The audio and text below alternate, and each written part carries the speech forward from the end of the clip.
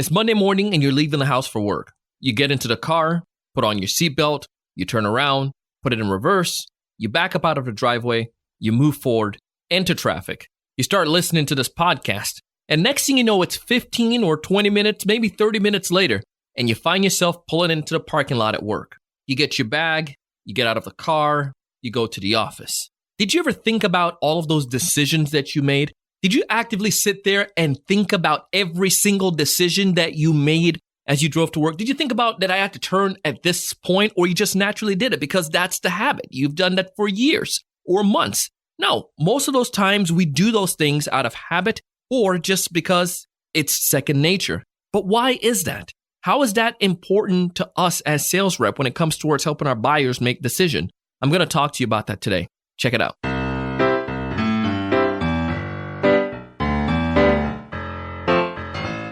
This episode is brought to you in part by mailtag.io. It's a Chrome browser extension that allows you to track and schedule your emails. It's super easy and it's helpful for anyone that's in sales. I highly recommend it. You'll receive a real-time alert whenever someone opens an email or clicks on a link. To find more information, go to mailtag.io. This episode is also brought to you in part by TSE Certified Sales Training Program. It's a program I created to help sellers of all levels to gain the confidence they need to be able to effectively go out and to find more customers, to know what to say, and to actually close more deals. You can take it on your own, or you can join us for the group training. To learn more, go to theSalesEvangelist.com/C as in certified, S as in sales, T as in training. Again, theSalesEvangelist.com/CST. It would be an honor to have you join us.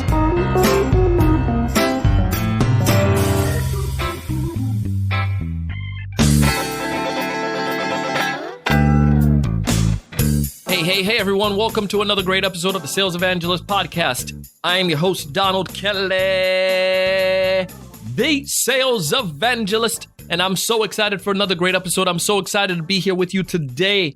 And on this episode, we're going to talk to you about the decisions that we make and how this is important in us building value as sales rep, because that's what every last one of us want to do, especially this month. This whole month, we're focusing on ideas of what you can do to build value. But whenever you hear that as a seller, you're probably just like, oh my goodness, here's somebody telling me I need to listen more, or here's somebody telling me I need to research more, or whatever. Now, we're not going to get into all of that. You know the basics about that already. Today, we're going to talk about something. We're going to go into some science. We're going to go into some of our second nature. We're going to go into some of the good stuff. If you're ready for this, say amen. Come on, man, I can't hear you. If you're ready for this, say amen. You're driving in a car by yourself, for goodness sake, man. Nobody going to hear you. It's all good. Now, some of these thoughts today come from the great book, The Transparency Sale. This is written by Todd Caponey. And Todd is coming on a podcast in a little bit here. But one of the things that I read in his book was about the decision-making process and about our brain. Now, a lot of us have done, you've heard about these ideas before. Let's go back to the example about us driving to work. We make so many different decisions on a day-to-day basis. And some of them we don't even think about. It just happens. And that idea, go back again, driving to work, us driving to work, if we go into the car, we don't have to think about putting on the seatbelt. It just happens, second nature.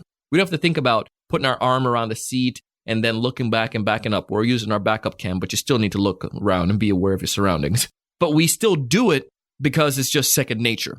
Same idea with then put it in the car and driving down the road, making the turns, getting on the freeway, going to work, making those turns. You do that stuff without thinking. You're listening to this podcast as you're driving, because you don't necessarily need to think about it. Why does that happen? Because again, it's just in our nature. We've built a habit into it. In the book, Todd talks about the 3 levels of our brain. And you probably heard about this before, and Orrin Claff had talked about this in his book as well. But the reptilian part of our brain, which is the core or the center, it's the oldest part of our brain. Then we have the limbic part of our brain, and then we have the neocortex or the frontal cortex. This is a part of our brain that's the newest. This is the front part, and obviously the name kind of gives it away. Here's what he points out. He says when you think about it, our reptilian part of our brain, the oldest part of our brain, that's where we have the instinctive things. Like say you driving to work, it's just this darn habit that you do without even necessarily thinking anymore. It's built in. You don't have to really make a decision about it. You just do it. Like if you were to close the door, I'm sure you've done this before, where you slam your fingers in the door. For some reason, your hand was there and you just shut the door. It would hurt, but you don't necessarily have to think and say, wow, there's pain. maybe I should move my hands now. No, it just happens. It automatically happens. That's a decision that just instinctive. That's where our instincts come from. It's built. It was there to help us to survive, basically. We see big bear, we run. It's just there. We see big lion or we see animal that's going to be dangerous, we go away from it. Keep us alive, keep us safe. Great. The limbic part of our brain is a little bit more intricate. Todd points out that this is a part of our brain that ties to feelings and emotions, and it's a part of the brain that helps us to make decisions, where it motivates us and drives us with our behaviors. So that's important. We're going to come back to that. The third part of our brain is the neocortex, and this part of the brain is associated with the information, right? It's the thought and logics. That's where Todd points out, and says it's the largest part of our brain. In his book, Todd emphasized that this ties with the math and reasoning and justification center. Now, it doesn't make decision. However, it helps us to justify. So when you hear the term that we make decisions emotionally and justify them logically, that's what it's talking about. Now you're thinking, you're scratching your head. You're like, DK, this is cool and all, but where are you going with this? How does this all tie back together? Here we are. Let's think about it from the sales rep standpoint. When you go into a meeting with a prospect, what do we typically do? We have an amazing PowerPoint presentation, and we have so many Excel charts and so many graphs and so many of these amazing things. What happens is that the sales rep try to sell to your neocortex. They try to sell to the logic part of your brain. But go back to our understanding. Does the logic part of our brain make decision? It does not.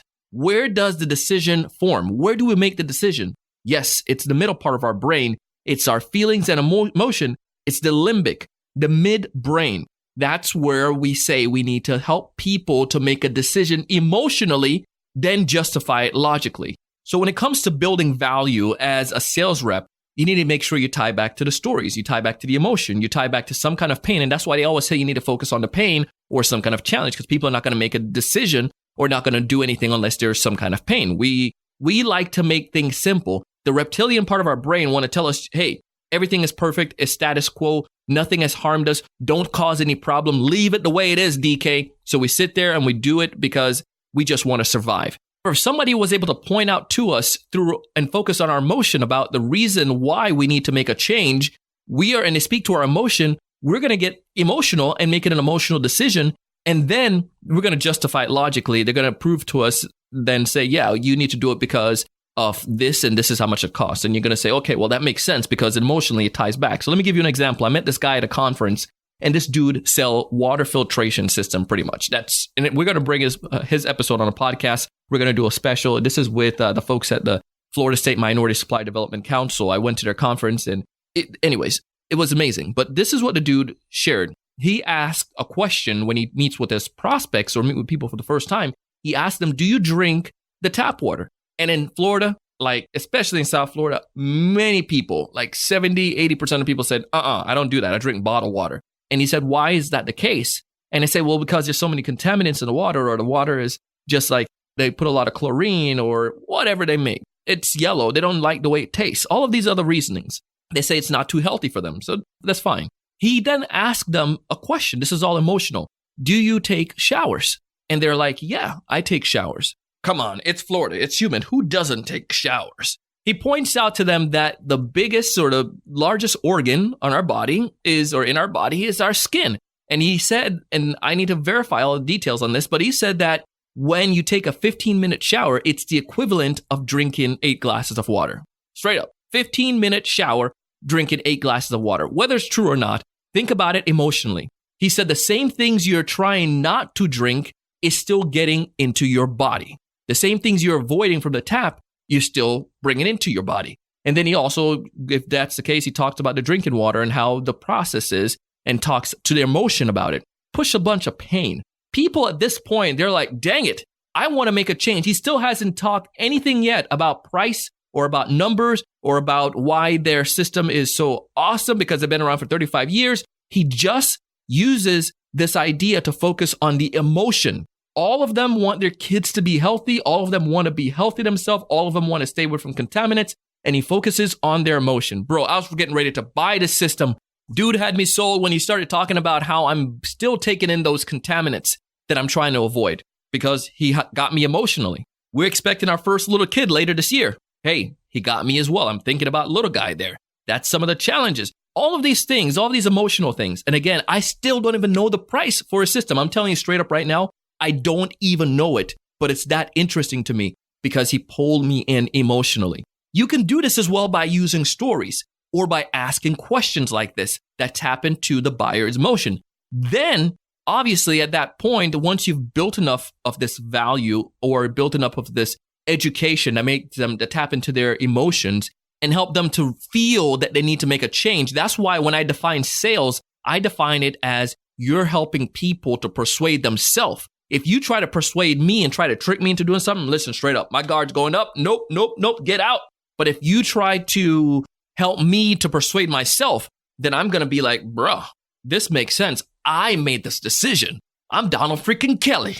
And then I look back later and say, yeah, this guy definitely did an amazing job. It's a great seller. But in the moment, I feel that I'm in charge. And later on, I do feel like I'm in charge, that I made a decision on this. I'm educated on it. If you're not doing this, your buyers are going running the other way. If you're wondering why your demos are flopping or your presentations after you meet with your prospect and they're not working, straight up, that's the answer.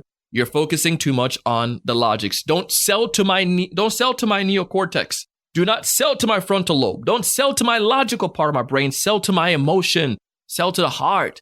That's going to help me to make the effective decision. The Transparency Sale is an awesome book. I recommend it. Todd Caponey is coming on a podcast again later on, and I want you to check out his book. We have a link in the show notes. You can also use our link for audibletrial.com/TSE. You can get 30-day free trial of Audible as well as one free book. Why not take advantage of it with this one? Also, while you're there, why don't you go ahead and check out MailTag? Take advantage of the 14-day free trial. And when you fall in love with MailTag, you can get 50% off your subscription for life by using promo code Donald at checkout.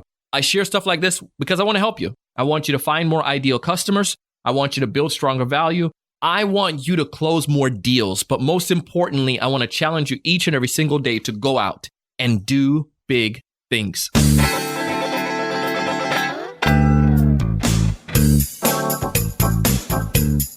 Listen, I hope you enjoyed the show today as much as I did. I truly loved it, and I truly love being here with you and to share these insights and these things with you because it just makes me feel, it feels good when I can help somebody else to improve. And if you feel that the podcast is benefiting you, I want you to go ahead and subscribe and leave us a 5-star rating and review on Apple Podcasts. Also, share it with your friends, tell your coworkers, your boss, everyone that you know about the podcast, and help them to come and take advantage of it as well. It would be an absolute honor to have your friends listening to the show as well. Our show today was produced by myself and the Sales Podcast Network. It was edited and mixed together by the one and only Mr. Jersh Nobel. Our content writer and show note creator is Mrs. Shannon Rasmussen. You can find audio credits to this and all of our episodes in the show notes. And as always, I am your host, your coach, your mentor, your guide down the sales journey, Mr. Donald C. Kelly, the Sales Evangelist.